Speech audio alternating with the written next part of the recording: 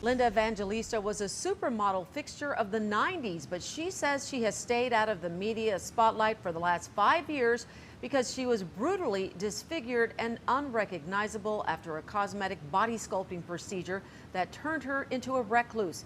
The procedure is called CoolSculpting, and Evangelista says it left her with hard, bulging, and painful masses under her skin, in her chin, thighs, abdomen, and the back area. Evangelista has now filed a lawsuit accusing the company of intentionally concealing the risk involved.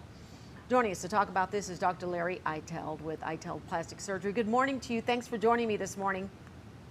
Good morning, Sylvia. Thank you for having us. Yes, when this came out, a lot of people were talking about this. So exactly what is CoolSculpting, and how can this result in this condition that she says she now has? So CoolSculpting is an FDA-approved treatment that uses cold to kill off fat cells in problem areas.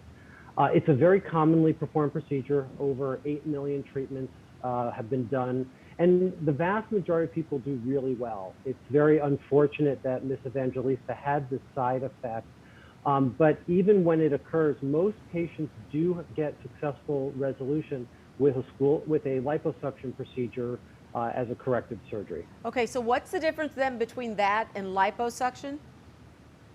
So liposuction mechanically removes the fat. It's a surgical procedure and it's invasive. We have to do it through little tiny incisions.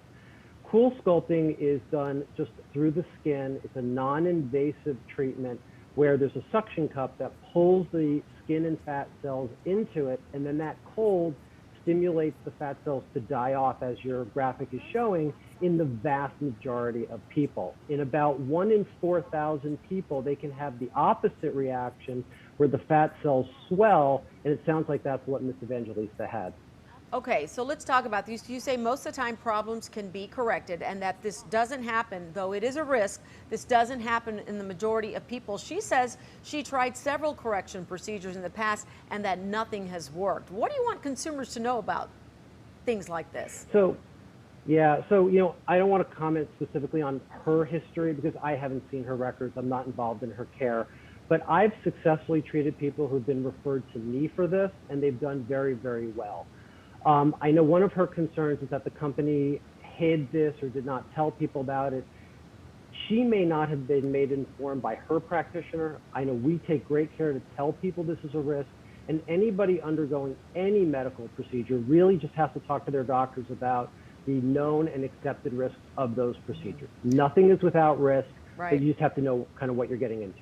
You know, it's interesting because I think a lot of people go through different medical procedures, not just plastic surgery, and they're being told the risk is minuscule. So we all assume we're going to be on the higher end where we don't have to worry about things like this. But the reality is things like this do happen. So what do people need to know so they don't find themselves in situations like this supermodel did?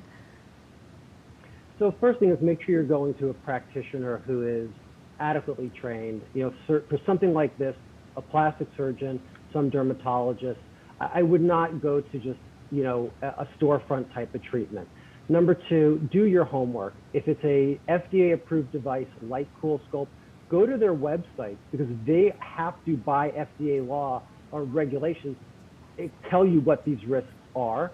And if it's for a surgical procedure, go to reputable websites in the plastic surgery community or societies. If it's another medical society, go to their websites and they will have really good information about the things you need to know about your procedure so you can go into it informed and have a really good discussion with your practitioner ahead of time.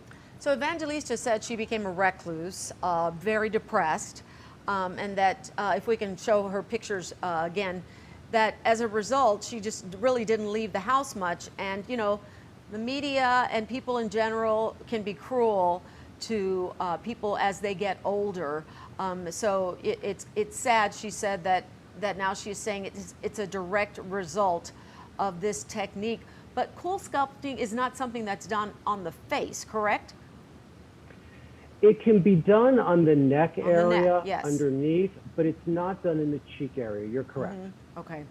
Well, I appreciate you joining us this morning. As I said, this was a topic of discussion over the weekend when it was first revealed. She has now filed a lawsuit, so we will see where it goes. Dr. Larry Iteld, thanks so much. Thank you, Sylvia. Have a good day. You too.